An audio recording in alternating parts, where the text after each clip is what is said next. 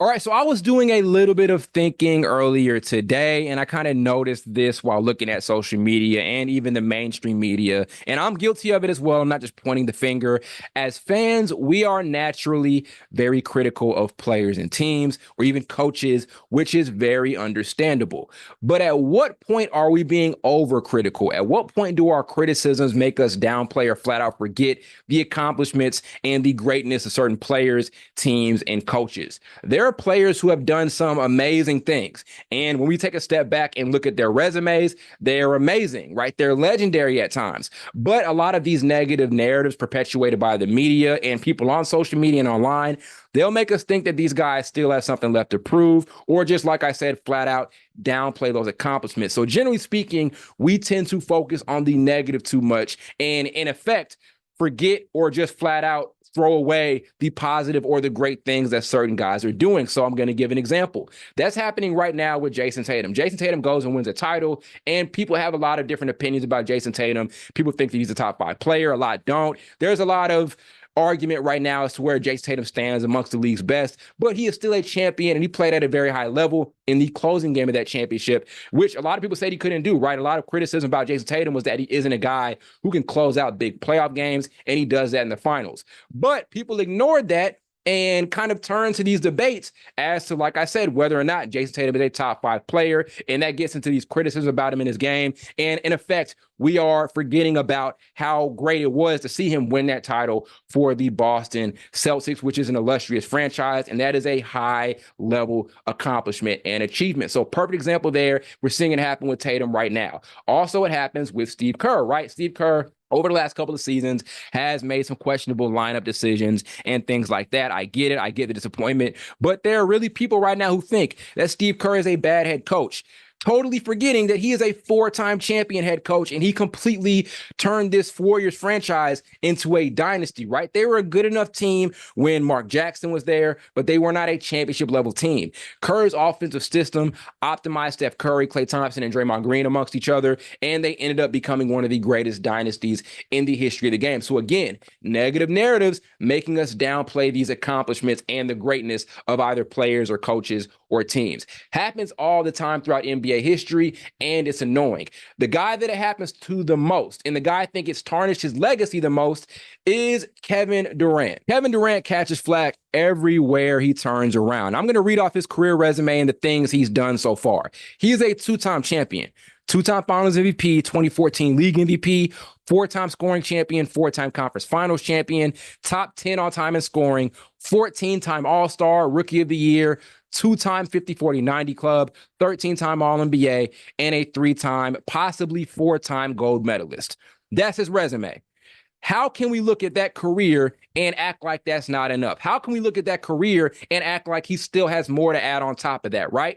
Everything at this point in Kevin Durant's career, in my opinion, is icing on the cake. But with the way people talk about Kevin Durant, the way they perceive Kevin Durant, the way they portray Kevin Durant, you think that he has not done anything significant. You think he was like this soft guy, right, who just didn't have that winning instinct. When we read off that resume and we see just how impressive he has been and how dominant he has been throughout his career, I see why Katie is always arguing with people on Twitter. How can somebody with that body of work be so heavily criticized and looked down upon? And it's not everybody who does it, right? Like, there are still a lot of basketball purists and just general basketball fans, casual fans who love Kevin Durant, but there is still a pretty large hive of people that are ridiculously critical of Kevin Durant. And I think every criticism of Kevin Durant, for the most part, is extremely unfair. Are there some down moments in his career? Sure, right? This stint here with Phoenix has been pretty disappointing. The time in Brooklyn was pretty disappointing, even though he did some amazing things there. But his resume alone is simply one of the most impressive ever. And think about this too, and this is something people don't talk about a lot with KD.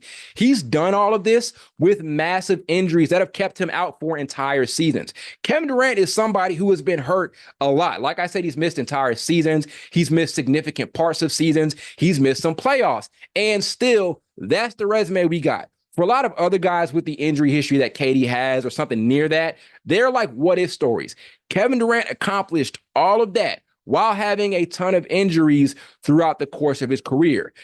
People don't talk about that. There are so many negative narratives about KD that people just gloss over that. That's one of the great things, the most impressive things about KD that people forget about and kind of replace with these negative narratives and like these overcritical discussions about him. KD is not generally a healthy guy and is always running into big injuries. Yet, despite this, that is the body of work he's given us. And y'all want me to think that he still has something to prove to us as fans. And this heavy critique of KD started in Golden State. Were they a super team? Yes. And was the decision to join them a little off by competitive standards? Yes.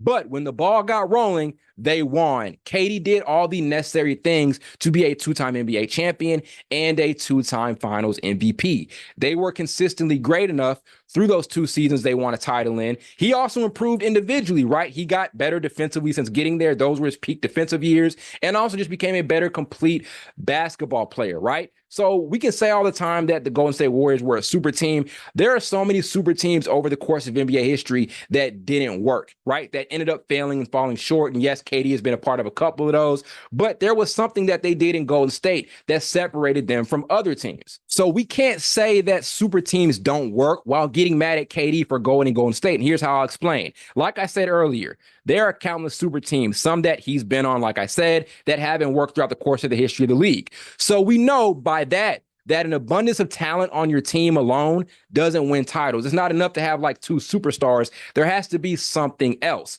So with this, something must have separated the Warriors from other teams, other super teams in NBA history. Their execution was just simply better. You have got to give the players credit for doing just that, for going out there and executing. So yes, Kevin Durant played on a super team, but there are a ton of super teams throughout NBA history who have failed. There was something KD did. There was something Golden State did that worked, that separated them from other super teams, from other teams that had an abundance of superstar level players. And that's why they were able to win multiple championships and possibly be the most dominant team of all time. Like, people want me to look at Kevin Durant being a 2-time finals MVP on the best team ever and still think that he has something left to prove to us or that he hasn't done enough in his career. And also on top of that, people will downplay how good some of the teams they faced off against in the playoffs were. So for example, in 2018, the Rockets were a great opponent. They were an elite team in the West. That was like the best team in the James Harden era. The Spurs in 2017, they were great. They got hurt, obviously, in the conference finals. We know about the Zaza Pachulia situation with Kawhi Leonard, but they were still elite. As a matter of fact, they were up 2-1 over the Golden State Warriors in the regular season. The Cavs in 2017, they were the defending champions. They still had the best player in the world, and they still had one of the best point guards in the entire league in Kyrie Irving, along with Kevin Love and a great coach in Tyronn Lue. The Cavs in 2017 were no slump, but the Warriors played better basketball than them. They brought it that series, and they won, right? So in kind of criticizing Durant and the Warriors for that entire era, people will downplay some of the comp they ended up facing off against in the finals and also in the conference finals. And yeah, I know the 2018 finals was pretty pitiful. It was LeBron and a bunch of other guys who just weren't great from a production standpoint, matched up against Kevin Durant, Steph Curry, Klay Thompson, and Draymond Green. But still, people will say these things and downplay the competition they faced and also kind of downplay the moments that Kevin Durant had during those playoff or final series. So a lot of the narratives about Kevin Durant really don't hold up when you really pull back the curtain and look at the scope of the league and look at how difficult it is to actually win, even when having a bunch of star players on your roster. I'm going to say it again. You're not going to be a great team just by virtue of you having great players. You have to execute. So you have to give credit to KD and to Steph for doing the necessary things, getting the chemistry, getting in sync in order to win those titles that they won with each other. Kevin Durant has already shown that he has the chops to lead a team to a title. He did it twice. So what else does he truly have left to prove? I go as far as to say that Kevin Durant, in my opinion, has had a top 10 career of all time. On top of him being like a unicorn, being just a rarity amongst the greatest players in NBA history, being a 7-foot guy with the ability to handle the ball and shoot it, there are those accolades. I think those things combined truly make him a top 10 player ever. In my opinion, it is a top 10 career ever. I don't know what more to expect from a guy who I look at as having a top 10 career ever. Everything at this point is icing icing on the cake. But people will continue to be overly critical of him despite him being simply one of the greatest players of all time. Is it not enough that he is one of the greatest players of all time? Yes, there is more that he could do, but there's more that Jordan could have done, right? What if he didn't leave the league and for whatever reason during the 90s, right? They could have won 8 or 7 championships. There was more that LeBron could have done, right? What if he would have won some of the championships he lost? So the more that we do that, the more we downplay the accomplishments. And I think Kevin Durant is the biggest victim of that in NBA history. Kobe has caught that too, right? Kobe wins 5 championships and people talk about those first 3 and they say things like, oh, he got carried by Shaq and stuff like that, which I think is completely unfair because that just totally removes the team aspect of the game. Shaq, yes, at that time was the best player in the league, but they don't win those championships without Kobe. It takes more than one guy to win a championship. So while being these great players, these great talents, these guys who have these ridiculous accolades, people love to put asterisks on them. People like to add these if, ands, or buts to them. They're just extremely highly and unfairly criticized and scrutinized. And it's so unfair considering how much work they put in and how much they actually executed with that work they put in and looking at their accomplishments. Now, an example of someone who is a bit of a disappointment despite being a great talent is like Kawhi Leonard. He has 2 titles and 2 finals MVPs, but that whole stint with the Clippers just kind of rubbed fans the wrong way because it kind of seemed like he took his foot off the gas just a bit. I know there were injuries, but no doubt, even when he was on the court, he just wasn't the same guy he was in Toronto or like in his total prime years in San Antonio. There was kind of a notion that Kawhi just kind of stopped caring at a point in time. It's pretty evident by some of the things the coaching staff would say or other guys would say. So that is somebody who I think deserves some legit criticism. But there's no way you're going to point me to Kevin Durant's resume and his career and those accolades and have me think that he hasn't accomplished enough and there's still something he has to prove to us. As I said, that whole thing about him, quote unquote, not leading a team to a championship is ridiculous when he was literally